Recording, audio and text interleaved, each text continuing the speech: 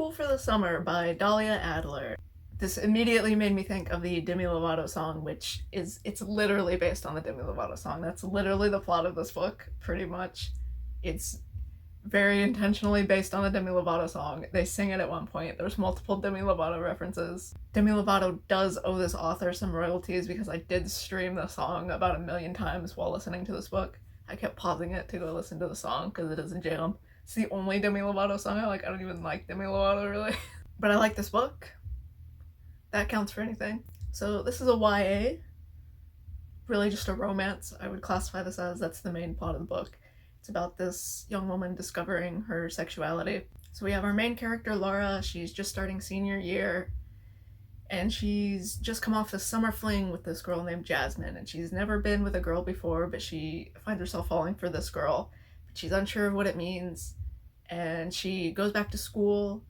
And the guy she's liked forever finally shows interest in her and asks her out. And she's like, okay, like I was questioning my sexuality, but no, this man that I've always wanted is here and he wants me back. So she starts dating this boy, and then the girl she was hooking up with over the summer transfers to her school, and they kind of pretend like they don't know each other and obviously aren't like admitting to everyone that they hooked up. Laura isn't out to all of her friends because she doesn't even know her own sexuality. And so it's like this awkward situation, which makes for really good tension in the book in a lot of places. And this book, the pacing's really good. You get both the present day and flashbacks to the summer and how their romance started and progressed.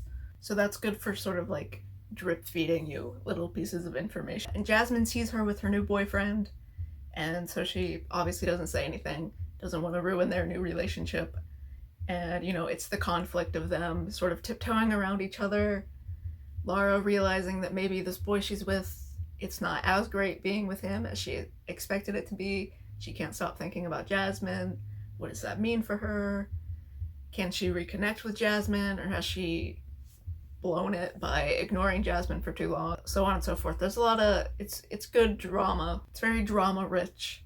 There's a lot of tension. There's a lot of chemistry between these characters. I think it's very engaging. It works very well. I wanted to know the story. I was very on board the whole time. It's a very fun read. It's a very easy read. It's not super long. It's not super short either, but you know, it goes. It's well paced. There's always something happening. Just good drama, just good tension, good storytelling, good pacing. It's good. It's an enjoyable read for sure. I got my notes. So this is a fun book. I liked it, but I don't think it was perfect. But I was willing to overlook a lot of things just because I was having a good time reading it. It's not a literary masterpiece, but it is good entertainment, which is mostly what I read for, so I was fine with it. And it's also not terrible. The writing's pretty good, just on a textual level. I mean, there's no like grand poetic metaphors that you're just gonna pull out and quote. There's no quotes that are gonna like change your life, you know? But I think the writing's solid. Again, I think this author's good. I've read other books by this author. I've liked all of them. None of them have been like perfect 5-star books for me, but I have enjoyed everything I've read by Dahlia Adler. So she's quite competent. She's a good storyteller for the most part. Good enough. My main problem with this book was all of the underage drinking. If you know me, you know this channel, if you know me personally, you know that this is my soapbox. This is my stance. I'm tired of underage drinking in YA books. It's always so overblown. It's so unrealistic. Statistically, kids don't drink this much or this often.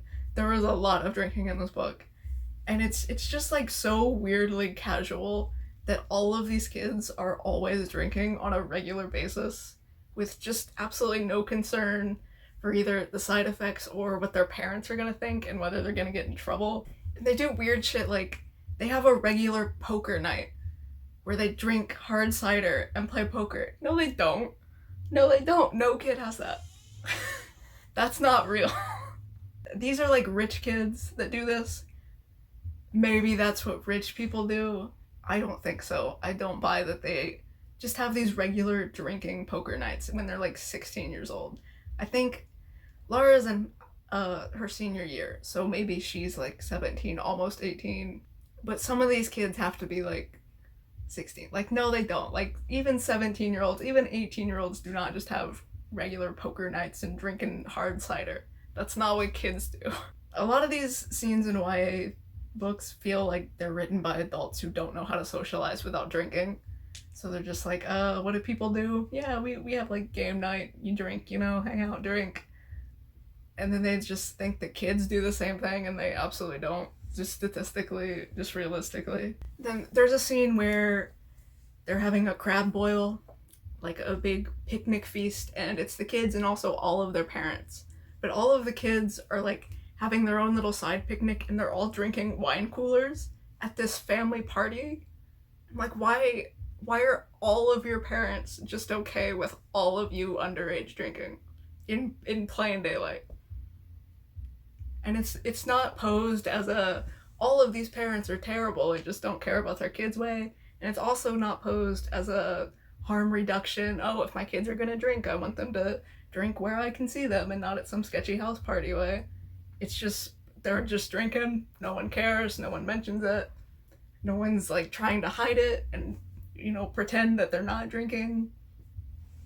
Just no one cares. But then there's a scene later where Laura's mom does care. She comes home drunk from homecoming, and Laura's mom's like, there wasn't supposed to be alcohol at homecoming. And that's the only time that ever gets brought up, that she cares, that she's looking out for her kid. There's a point in the beginning where Laura's mom helps plan like the big start of the year party at Jasmine's house, because Laura's mom was a party planner. But she literally helps plan this just teenage house party where there's alcohol. I don't know if the mom knows there's alcohol, but presumably she would suspect like one of these kids might try to sneak some alcohol in. But she just plans a party for 200 kids that has alcohol. I don't know. This is all illegal. I don't know. And they literally go to parties every week. Like every week after the football game, there's a party at someone's house. And I'm like, where are your parents? Where are any of your parents? Laura talks about her mom sometimes, and how she has a pretty generous curfew and she just has to make it back in time. But like, how are they hosting parties every week after the football game? Where are your parents? Where are any of your parents? This just logistically would not work. This is not like a real thing that occurs in our universe. This is like, it feels like a movie universe. This is sort of like very stereotypical. So Laura is friends with the popular girls. She's not the most popular girl, but she's like one of the popular girls. She's best friends with the popular girl. And then her boyfriend's like the star quarterback, pretty boy. There's a lot of like archetypal characters, and it very much feels like a movie about teenagers where, you know, you got all of the archetypes and all of the stereotypes, and they're all just like pretty and rich. Laura's not rich. There's some other rich kids. Some of the kids aren't rich. But it's like the movie world of high school where no one talks about their parents and the parents barely play any role and they all just party all the time, I guess, even though kids statistically don't do that. And it just doesn't feel like high schoolers. Like maybe if this was in college and everyone was drinking, but everyone is just drinking all of the time. And they're already like they're drinking so much that they're tired of it. Laura's like, yeah, I mean, we go to the parties and we drink, but it's just kind of because everyone expects us to, you know? I don't really always enjoy it that much. Sometimes I wish I could just hang out at home, but, you know, I have to go impress my friends. But it's like, it's not a relatable problem for her to have, and she kind of overcomes that, and over the course of the book, grows more self-confident in who she is. It's a self-discovery journey, and she learns to be less reliant on what her friends think of her.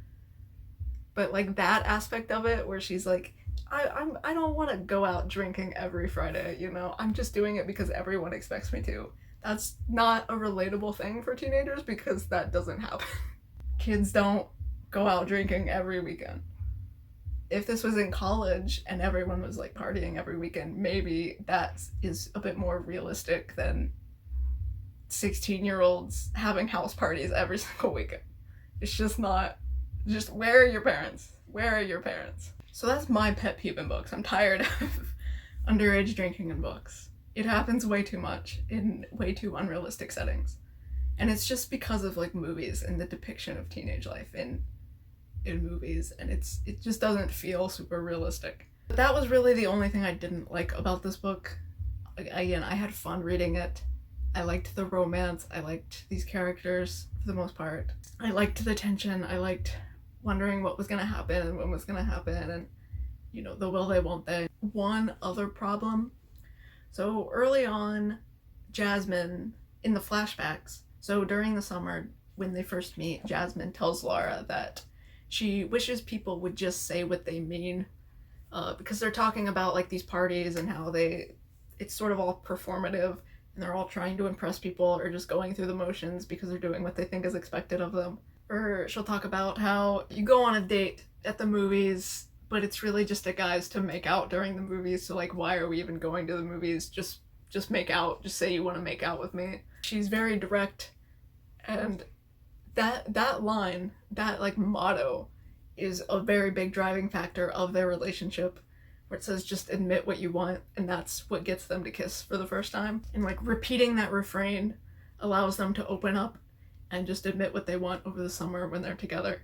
But then, this is sort of spoilers, but there is miscommunication when Jasmine comes to the school during the school year, and she doesn't tell Laura how she feels about her. Laura just assumes that they're, you know, the summer fling is over, they've moved on. Jasmine hasn't really expressed any interest in getting back together, you know, she hasn't come up and said, hey, why are you with this guy? Dump this guy, date me instead, you know? Even though that is what Jasmine wants. When it's revealed that that's what Jasmine wants, and she just never said it, it feels like, what do you mean you didn't say it? Because like you have that whole motto about people should just say what they mean and say what they want, just admit what they want. And you lived by that for the most part during the summer. But then she stops living by that. And I mean, it makes sense. Like if you see this girl you like with another guy, you don't want to break up her relationship, you know? You don't want to be that guy or that girl. So it makes perfect sense that she's hesitant to say this, but it doesn't make sense in the context of the character, where it's already established that she just says what she wants and is pretty straightforward for the most part. So that feels like a contrived miscommunication thing for the sake of adding drama and to make sure that they don't get together. Because Laura's confused. She's like, well, Jasmine isn't talking to me as much as she did over the summer, so maybe she doesn't want to be friends anymore, or maybe she isn't interested in me that way. So Laura assumes that relationship is different than it actually is, because Jasmine doesn't say what she wants, even though Jasmine has been known to say what she wants. So that didn't quite match the character established for me, and it felt a bit contrived. But I suppose it makes sense. I suppose you could say that she just wished that was a thing. It's easier said than done, how she wished the whole world operated that way, but even she herself is, you know, bound by social constrictions and can't just always admit what she wants. Those were the only things I didn't like. I did like most of the book. Again, I had fun. I also like the cover. The cover's really pretty. I like the colors. Is it the bi-flag colors? I guess it's kind of the bi-flag colors. I didn't really even pick up on that till right now. But I like the sunglasses and the two love interests in each of the eyes. I like the main character. Her having that like short blonde bob is an aspect of her character in the book, like an important aspect. She gets that haircut over the summer and everyone's like, wow, you look great and you're so confident now. So I like that that's on the cover. This is a good cover. And I like that the glasses are the O's and cool. That's cool. And the tagline's good. The boy of her dreams and the girl of her heart. That's good. I did like this description as well. Some book descriptions give away like way too much of the plot. This one gives you exactly what you need. It sets it up really well. And it works very well in tandem with the first chapter. This description basically just covers the first chapter of the book. And I really like this opening chapter of the book because you get right in. Some books kind of meander with their exposition. And then you're like, but the description said this, when does this happen, you know? And then that doesn't happen till like a third of the way through the book. Not this book. This gets right in. It starts with Laura coming to her first day of school for senior year. And right then and there, her crush Chase walks up to her and asks her out. And then right after that, Jasmine walks in and sees Chase and Laura sees her and she's like, oh my god, what's Jasmine doing here?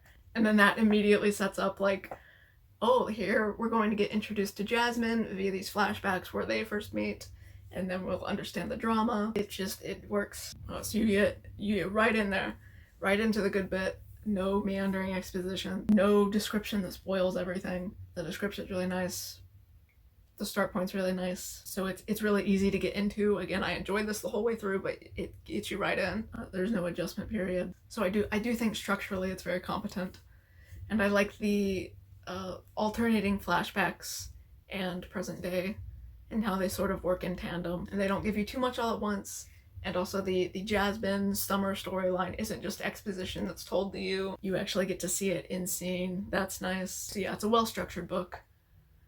It's well written for the most part, except for the concept that it's not very realistic.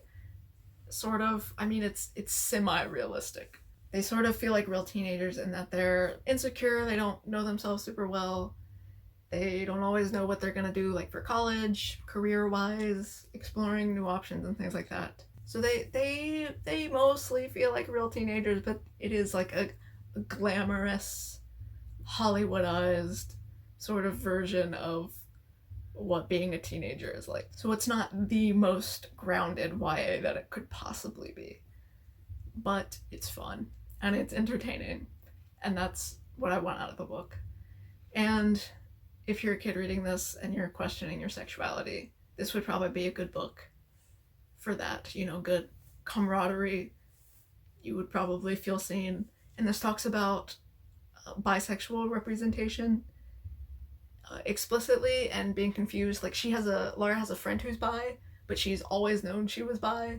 And so Lara's hearing her coming out story and is like, oh, well, I didn't know I was bi, so maybe I'm not bi, I'm just confused, I just like this one girl. Because if I was gay, I would have known it since I was a kid, right? But obviously not. And she learns about that. So it's a good process of self-discovery. I like this representation of, you know, discovery and sexuality. So it's a good book. I enjoyed it. Is it my favorite Dahlia Adler book? Perhaps. I think I liked it more than Out on Good Behavior, and maybe more than Homecoming. What's that other Dahlia Adler book called? Home Field Advantage. Maybe I like this more than that book whose title I couldn't remember. Those are the only 3 Dahlia Adler books I've read. She has other books that I'll probably read. Only the gay ones. I think she has some straight books as well, some straight romances. I don't care about that. But I think a lot of her characters are bi, so maybe she's a good author for bi representation. Again, I really liked the way bisexuality was portrayed in this book specifically. I don't really remember Home Field Advantage. I remember vaguely liking it. I gave it 4 stars. I don't remember most of what happens. That was before I started making videos. I read that like over a year ago, roughly. It's about like a cheerleader who falls in love with a female quarterback, and I think maybe the cheerleader is in the closet or doesn't know she's gay and then comes out as bi. Don't quote me on that. I don't remember.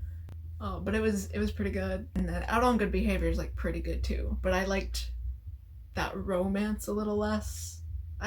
This one was cute. This is like a cute YA romance. I think they have a lot of chemistry. And I see them working out, you know, at least for the time. They really bring out the good in each other.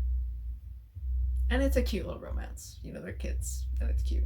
So maybe this is my favorite Dahlia Adler book by default of I don't remember that other one I liked. Yeah, not a perfect book, but a good one, an enjoyable one. So I'd recommend this. I was gonna maybe recommend it to teens who are questioning their sexuality, but there is a lot of underage drinking, so bear in mind that none of that's real. Don't drink as much as the people in this book do, with no consequences, and they never get in trouble. And their mom is like, I thought there wouldn't be alcohol that one time, but no one else's parents care about them at all, apparently. So that's not the greatest thing you want to show young people. But the representation of sexuality was good. And self-discovery was good. Not the alcohol consumption. That was pretty bad, actually. You should not normalize this much drinking. Really any drinking for children. Literally children. But definitely this was excessive, even for YA novels. So don't drink. But do take the message of self-acceptance and discovery and the journey the personal journey. But don't drink this much.